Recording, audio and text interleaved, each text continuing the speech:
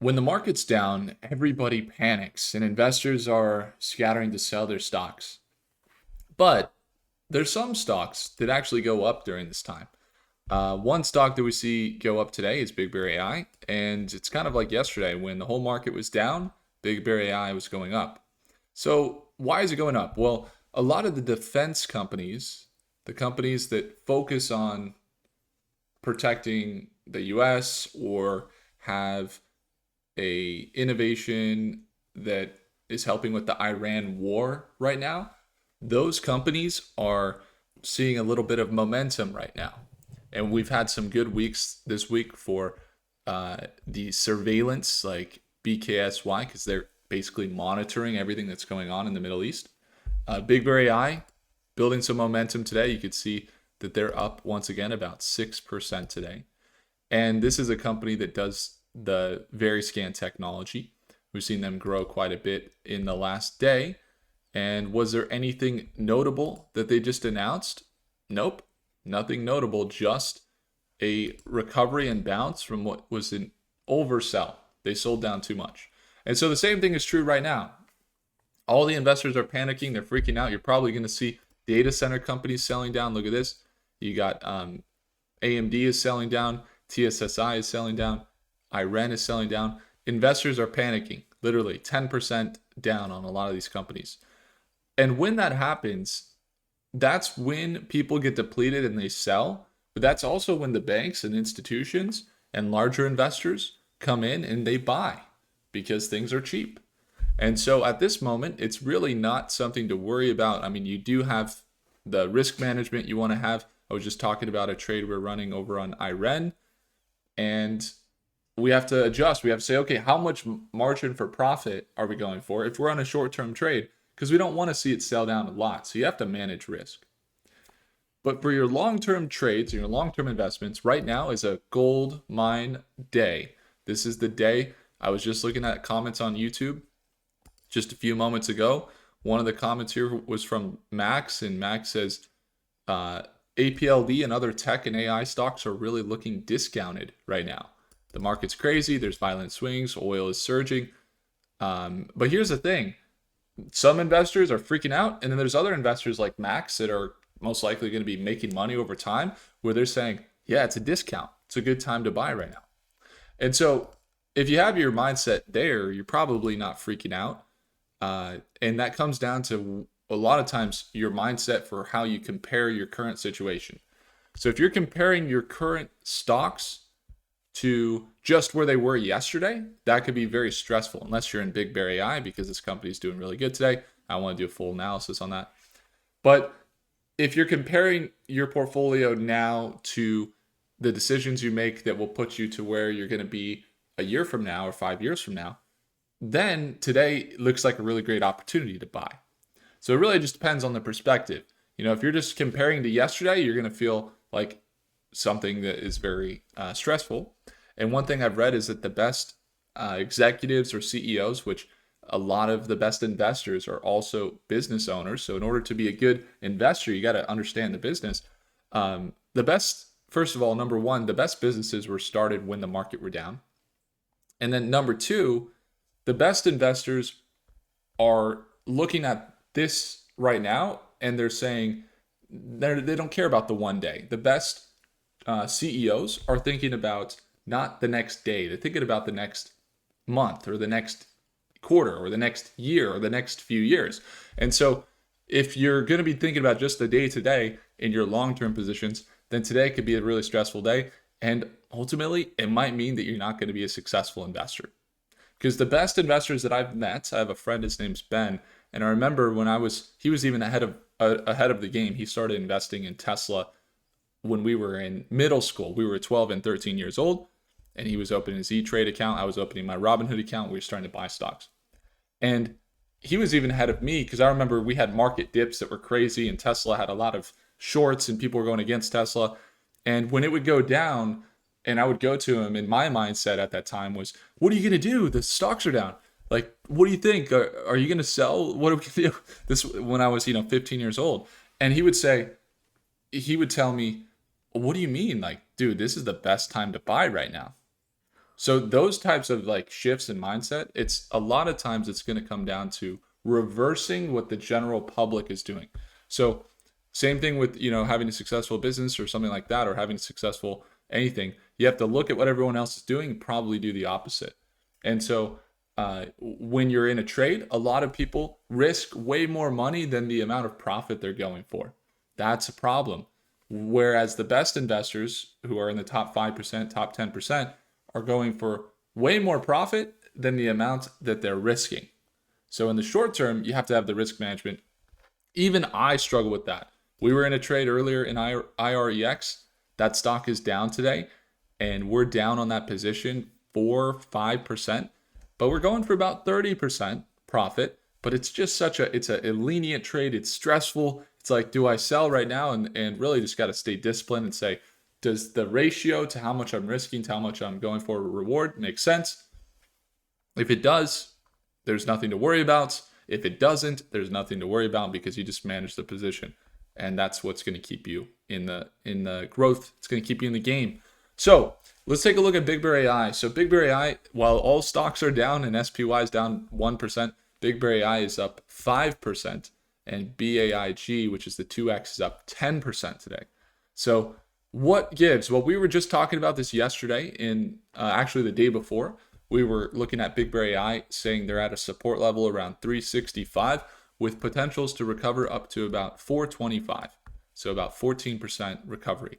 They not only made that full recovery of 14% over the last day and a half, but they even jumped another 3 to 4%. And now they're above that previous resistance level, or trying to hold above that previous resistance at 425. So they're at 425 right now. And if they can hold 425, then they're going to be stair-stepping up and looking to break out to that $5 price range, this is what investors have been waiting for. Now, when we were trading it just 2 weeks ago, we were looking at this trade, let's see where it was, right around here, and we traded from $3.70 to somewhere around $4. That exact same move happened 3 times in the last month. It just happened yesterday. And so now that we see it break above, we're now in a different whole structure. If it holds above 425, we're now looking at how it's behaved and the direction above 425. So the next target would be up to 475, which is about a 13% gain. So if it doesn't hold this 425 and it breaks below, let's say to 422 or below, the technicals indicate it might sell back down to 365, which is pretty risky. So once again, if you were to enter on a short-term trade, you're looking there to manage closely at 425. So 13% margin for profit potentially. Maybe you're managing risk around, if it goes down 2% or more, you're maybe looking to sell. But we've been watching BigBearAI for the last year, 2 years almost. So we've been following it since October 2024, and I have long-term positions in this company. That means I'm holding this company no matter what. And so I've been in it since $2.80 back in 2024. And I've seen my position get very exciting, and everybody's saying this is the best thing ever, and it's up to $10 a share. So I basically 4x'd my investment, and I didn't sell. And then it went all the way down from 10, and it went all the way back down to $2.80. And everybody's saying this is going down, it's going to be at $1 a share, people are saying. And I said, I'm not going to sell. And then we saw it go all the way back up to $10 again, 4x. And it's once again fallen back down. So we continue to hold because the upside in the long term for this company is where I'm interested in it, and also trading the short term. So we're going to watch that 425 to trade potentially in the short term. If you ever want to tune on in to our daily live trading sessions where they're at market open, Monday through Friday, it's the second link in the description below. Would love to have you there. You can see my entries, my exits, be in the community. But on top of the short-term trading, additionally, we trade short-term on companies that we're already holding long-term. Why do we do that? Because if you're going to trade something and you're going to buy it for a day, you might as well also not buy anything for a day that you wouldn't buy for years. It's the same thing like in life, that the thing that you do here is how you do everything in life. How you do one thing is how you do everything. And so same thing is true, I believe, in trading and investing. It's one of the things that has led to my success, is when we get into a trade, if we wouldn't hold it long term, if it's not lining up with the news, with the financials, and the growth story, if those things aren't generally aligned, then we're not going to invest in it. Now, this company has really good story. They're continuing to build their True Face, their VeriScan. It's a technology that scans your face at the airports. You can see that they're collecting millions and millions of data points. So millions and millions of people are better served at the airports because now they just walk through and they get their face scanned and they're good. And then also, it's better for the governments and the agencies they work with because they don't have a manual person that's trying to figure out if this person is a threat. It's better for them to just have an AI look at the person, know where they're going, where they've been, kind of like Big Bear. It's like a little scary. It's like, whoa, they know everything. But it's so much easier. They know that stuff anyway. It's basically just automated.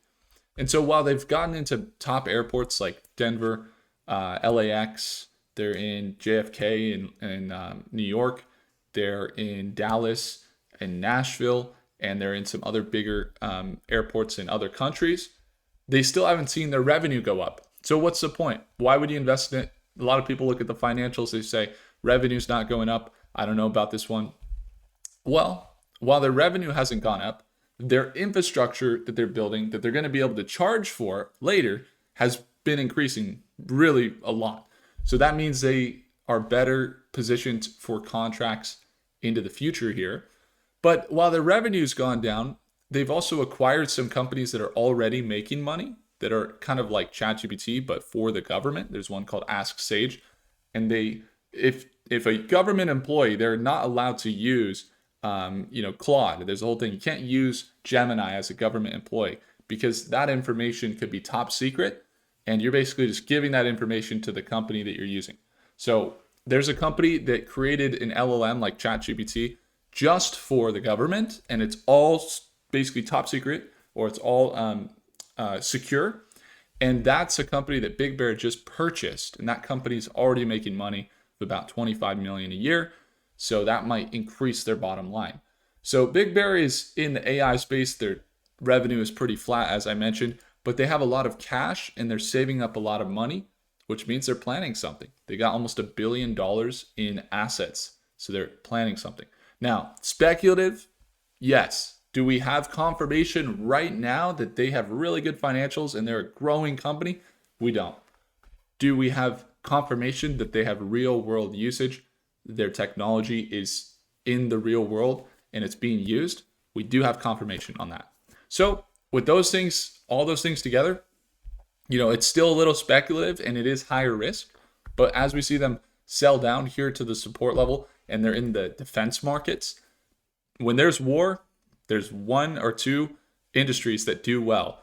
Number one, it's going to be the defense companies because they're in the defense. And then number two, it's usually going to be the oil or the gas or the energy that's going to be, making it possible for us to basically have the war, you could say. So it's not always the most ethical. I just got a comment yesterday from someone that said, I don't want to invest in companies that are making money just because of the war. And then the answer that I would say is, well, the reason that you would invest in a company in general is because they're providing value to the world. And this is in defense. It's called defense. They're not actively going out and, doing something that's like super aggressive towards others. They're creating technology that is building the defense for the US. So if you don't see it as something that is going to improve and that they're always going to be improving, it's going to get better in the future, there's tons of other industries you can invest in. Personally, I think that it makes sense to be looking at the rotation, and the banks and the big institutions as well are investing larger amounts in the defense markets over the last year. That's why we see the surge in a lot of these companies like Palantir and Black Sky recently, or Redwire, even though those two were down today, they've been going up a lot. So with that being said, the profit plan that we're looking for, so the technical analysis, you see it's no confirmation. It's looking to break above, and we need to see that confirmation at market open. We'll be watching Monday at market open to see how it reacts. And if the opportunity is there, maybe we trade this one short term. However, we'll be watching that 425 and see how it holds here. So if you want to tune on in, see if the opportunity is there, we'll be there at market open. It's going to be the second link in the description below. If you want to tune on in to our live sessions, there is a sale there running. So if you want to get in before we have our next price increase, you should simply take a look at the second link below. And then when it comes to the next projections for the stock, we saw some bullish projections in the longer term from Prophecy. If you missed the full breakdown on how to use AI to analyze stocks for you, go through all the manual process that I just went through with you just now and get some projections in seconds, then you should check out the first link in the description to get the full training that we did yesterday on how to use the complete system. Free training, go watch it, first link below, if you want to get your hands on some AI technology. If I earned your thumbs up, hit the like button, do consider subscribing, and I'll see you in the next video. Take care.